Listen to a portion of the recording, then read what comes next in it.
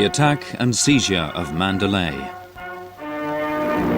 Since the end of the month of March, the Japanese army had been rapidly advancing in the direction of Mandalay, the main strategic base in Burma, brushing aside the English army and that of Chongqing as it went. Under a tropical sky and in a heat that reached 45 degrees centigrade, the Japanese army continued its advance. The distance it had already covered was 208 kilometers, but it had not yet reached its main goal, Mandalay. There were many obstacles to overcome, since the English and their satellite Chongqing had already laid waste to everything in the course of their hurried retreat. At the end of the month of March, after the capture of Toungoo, since the Japanese army had decided to cut off the route to Burma, which was the source of supplies for Chiang Kai-shek's regime, it headed towards the north to Yunnan, veering west to the side of India.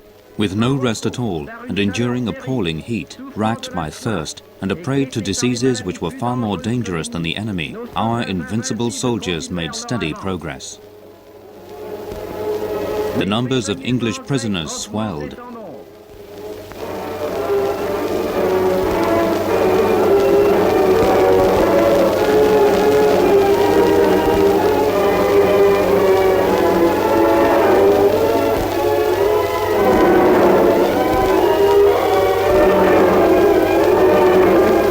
There were only 166 more kilometers to Mandalay.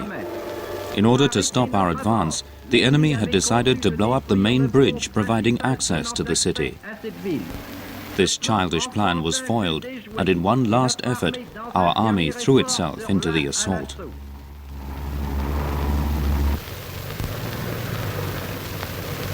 This was the start of an all-out attack involving tanks and artillery. One by one, the enemy positions fell under our cannon fire.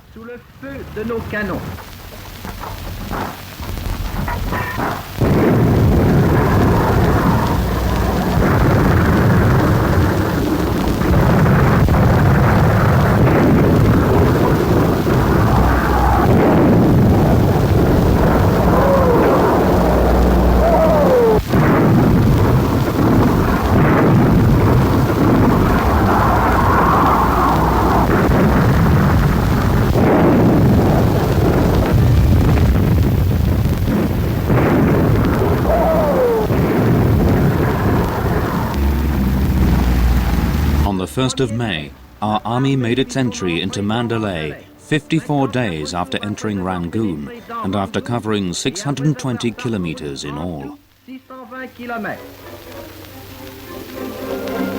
After the capture of Mandalay, northern Burma fell into the hands of our valiant army, while the English and the forces of Chongqing were only to leave destruction and destitution in their wake. At present, our troops are pursuing their mission as liberators.